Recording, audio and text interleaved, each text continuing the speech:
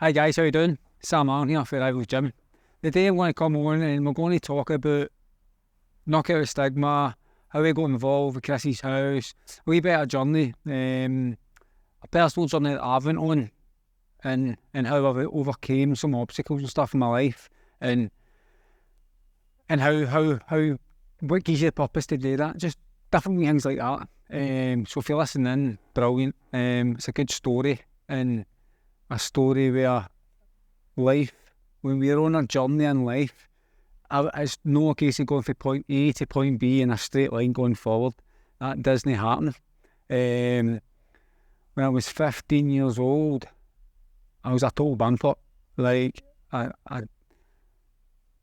just a total wee banger. Right? I had a loving family, supportive family, perfect life growing up. I got into kickboxing and doing that all my life, right? When I was 15, but yeah, that teenage age, you start to drink and start hanging about with people, start doing stuff that you shouldn't really be doing. So my life, and right now I'm very successful. What is success? Success is something. So is something that keeps you happy. For me, my value as a person: happiness, time, and freedom. Right? It's the three things. And success without fulfillment is ultimate failure. It's a quote I've just recently came by, and I actually stand by that. I'll talk about this later on in the kind of chat we're going to have today. But three things in my life right now that make me the most successful person I can ever be. Right? Everything else, it just keeps going. I don't know what I'm doing. It's just like added bonuses, added extras, like the next step, the next level. I'm happy, time, freedom. My three values as a person. Happiness for me is doing what I want to do. If I'm not doing something, I don't like doing something, I'm just not going to do it. I'm just set back. This isn't for me anymore. No doing it. Simple as that. Time. Getting to spend the time, for the same time, 24 hours a day. Spending that time what I want to do. There's certain stuff like when you're working and that, you can't do certain but the time that I spend with my family, the time that I spend with my daughter, my wife, the time I spend in here coaching and the time I spend training fine, I do all of that because I love it, right? If I don't love it, I'm not wasting my time, not doing it. And then freedom, a part of a value for me is having freedom to do things I want to do. Again, it goes back to that time and happy. If it doesn't, I'm not enjoying myself during the time. If I'm not happy, I'm not doing it. And for me, that's freedom. So I find myself, I'm up there, I'm successful. So, but my point is life, let's say we're on the road, it can go this way, it can go that way, you don't know what way it's going to go, right? At 15 years old, total banger, right? I was a wee dick. If people knew me back when I was 15, 16, 17, 18, 19, like, it's a different era in my life. It's totally different point of view, a totally different person. I was angry, I was frustrated, even though I'd love and support my family. It's just like some of my emotions, man, I was just going through that age and didn't know how to deal with them maybe. But one night I want to take you back, I was absolutely wasted. I'd been drinking all night and like just totally wasted out of my face. And I came home and tried to steal my mum's car, right? It's a BMW M3, like rapidly. This thing was, I'm going to take them over and go and show all my pals. Like at the time I was running about with people who were older than me. But I didn't know how to drive, right? So I went in the house, tried to take her keys, get into the motor, and I stalled the motor. Didn't work. And then my gran was staying with us. My gran got a wee granny flat next to us at the time. And so I took her motor, and it was like, what the fuck am I doing, man? Like 15, steal my gran's motor. Like my gran growing up was my best pal. Like I tell my gran everything. Like she's somebody that I spoke to about absolutely everything in my life. She knew everything. And for me to do that was totally, like, I can't even describe why I done that. Cause was at my face, that's why I done it. Like I didn't even know what I was doing. So slowly jumped in my gran's motor, ran up the drive, but smashed. Didn't even make it out the drive. Smashed in my dad's railing. To this day, it's still got the the car mark is still dented in. He'll no fix it because it's a reminder, I think. It takes me back, but like how my life could have really changed and how it could have been a totally different path every time I see it. Every time I got to see mum and dad every day of my life, every time I see that, it kind of reminds me how grateful I am right now in my life and how it's panned out. But then, I made it out the drive, and then I'm fleeing down the street. Don't know how fast I was going. I can't vaguely remember. See some of my pals and like, why jump in the motor? It's like, oh, you didn't dive in. Like, it was just like, then I drove away from them. I smashed in another motor. Totally like, what was going on? Just no idea what was going on. I ended up had to spend the night in the cells that night. I came home and it was like disappointment. Like, I'd started to sober up a wee bit, and I was like, my mum was there, like, my dad was there. My dad stopped smoking for years, and he 2 fags in his mouth at the time. It's going to kill me. But I was lucky the police were in the house when I came home, actually, or when they brought me home, because if they weren't, I think they'd taken out and given me hiding, a proper hiding. But then it's like, so for that moment, really, I'm on a destructive phase, really. What happened to me? Nothing happened to me.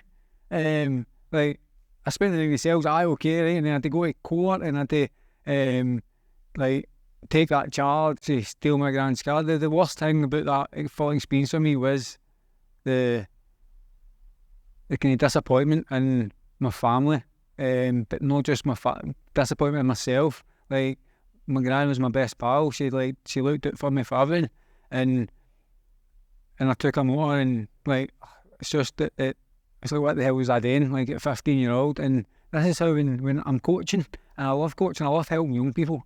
If young people are going through things, I can take them back to where I was at that age and go, listen, let's change this path, let's change this direction. Just need a wee guidance sometimes, and that's what it was. But then, like, nothing happened to me. So the next thing I was going to do, I stole my grand's motor. Like, nothing's happened to me. Like, so when you do something bad, something's meant to happen to you. Like, when you commit like an offence of some sort like that, like, you're like, nah, like, this is the system's a bit messed, but that's another topic for another day. Going through for the next few years of my life, I was out just drinking, out all weekend, partying, in somebody's kitchen at 6 and 7 o'clock in the morning, like, just being in a wrong environment, totally wrong environment, hanging about with people who think you're pals, but when you look back and you reflect on it, they're not your pals, because when you stop drinking and you stop hanging about that kind of, like, they stop texting you, they stop phoning you, like, so it's like, they're not really your pals, they're just somebody that use you because they're looking for that void, like the drinking, drugs and stuff like that in their life. So really, if you're in a rut right now and you're struggling mentally, physically, emotionally, you need to first acknowledge that, first accept that, and then let's get a plan in place. How can we make that better? And that's what I'm lucky enough. Again, my supportive family around about me, and my dad. So a year later, I left school, and that's when the gym set up, and that's when things started to change for me. Like, I was winning titles, but at the same time, I was burning the candle at both ends. I was going out partying the weekends, out all weekend. Like, I'd finish training Friday 9 o'clock, and about all weekend, high as a kite, drinking and just getting wasted. And then come Monday morning, I was like, what the hell's going on here? Like, Monday morning, this isn't this highlight for the weekend party. It was like a mega come down, like every Monday you felt. But then what I had was the excitement, right? Monday night I'm training, so I had that excitement, I had something to look forward to. But burning the candles at both ends, like, I was getting away with it at the time. I was young and that was fine, but looking back, it's like, look, what the hell was going on? Like, I should have noticed that at the time and changed that. But we all make mistakes. It's about accepting them and moving on and seeing what we can do the next turn. When my life really changed, it was in 2010. I had just won my first amateur world title in 2009. I was 18 years old, and I felt I won that fight easy. I celebrated like a king, brilliant. And then the the 2010, the January after that. So I won that in December. The January after that, I started, there's a couple of tournaments in that, and I just wasn't performing well. The final world title, I go to the win. I just I wasn't good enough. It wasn't a great performance. The next time I defended my title, I lost the first 2 rounds. I pulled out of the back and I won the next 3 to win and defend that title. It was a fight after that, so I'm in a tough fight.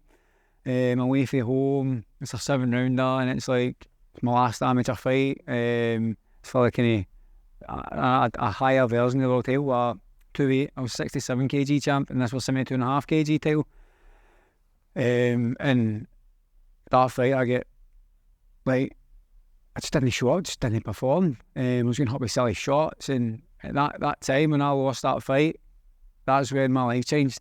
I said to myself, if I want to do this as a hobby, it'll always be a hobby, and nothing will ever change. I'll go out partying the weekends, I'll win some fights, I'll lose some fights, but that's fine. Or I can stick to this sport and I can go and do something with myself. So that night, Halloween 2010, I woke up feeling like shit, losing the biggest fight of my life, but decided in that moment that my life is changing. I'm not going out partying like that anytime. And really that's when everything changed. I started looking positive. I started just dreaming big, everything. Let's get everything. And started setting plans in place, and this is where I'm today, in this amazing facility, being able to contribute, grow and give back to the local communities, and it's phenomenal. And it's just to let you guys know, if you're struggling at any point with your life, doesn't always need to go down this path. Boom, we can go up this path. We just need to accept it, we need to acknowledge it, we need to then create a plan and get somebody accountable to steer you in that path.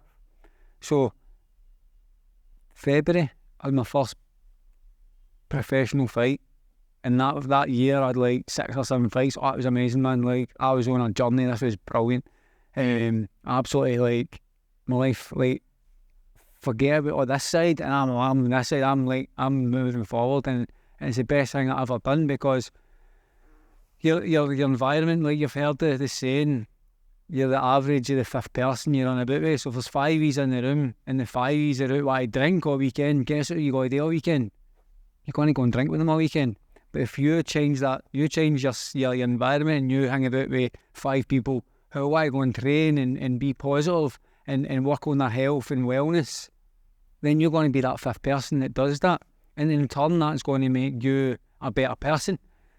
I done an activity a couple of months back, the triangle activity. The top of the triangle is you.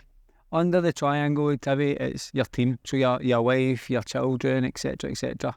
Under that is other friends and kind of other people you communicate with, maybe people at your work and stuff like that. And underneath that's your community. If you're not focusing on yourself and making yourself a better person, you can't be a better person for your team, right? For your wife, for your family, for your kids, for anything like that. In turn, it's just a disaster for the tap. A bit of advice: work on yourself. Things you need to do, you get it done.